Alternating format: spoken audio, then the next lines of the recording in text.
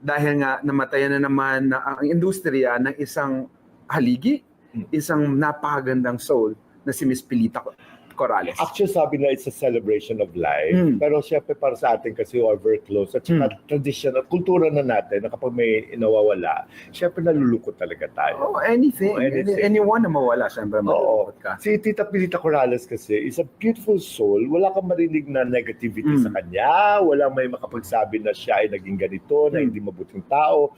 All her life, parang kilalang kilala siya as napakagiliw, napakabait, napakahusay na performer. Alam mo, one thing that people will always remember about Miss Pilita Corales is yung kanyang pag-value sa isang performance na whatever happens, hanggat kaya mo, the show must go on. Magkano man ang sweldo mo, ilan man yung audience mo, ano man ang nararamdaman mo. The show must go on. Yun ang sasabi ni Jackie Blanco, na ang kanyang daughters, Jackie Lu Blanco, dalawa lang yan, tsaka si Ramon Christopher. Sabi ni Jackie Lu, what na-instill sa kanila ng kanilang mama, ng kanilang mamita, si Tita Pilita Corales, is that whatever happens, if you're a performer, the show must go on.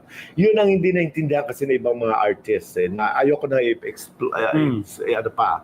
Kasi baka mamaya may masabi naman ako dito at saka kung initan naman ako ng mga fans ng mga duling ng mga artista ng mga performer na yan. Duling sa katotohanan. May bulag, may duling. Oo. Alam mo, last April 12, si Tita Pilita ay passed away. Yes.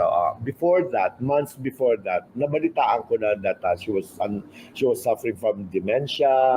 Siyempre, she's 85 at saka she's been so hardworking all her life. Diba? Sabi ko nga, ilang beses ko na i-direct dyan si Tita Pilita Corales sa mga concerts niya sa The Manila Hotel, sa Music Museum. How is she working with it? Oh my God. Isa sa pinakagusto ko makatrabaho, napakadaling kausap. Basta available sa schedule. Alam mo, hindi yung pag-uusapan ng talent fees. Yan ang sabi ni Mama Daisy Romualdez at siya kasi producer ko sa mga concerts na ito. Basta available siya, go yan. Wala siyang pili. Pag ilang kanta pakanta mo sa kanya, kakantahin niya. Pag humirit ka pa ng additional, kakantahin niya.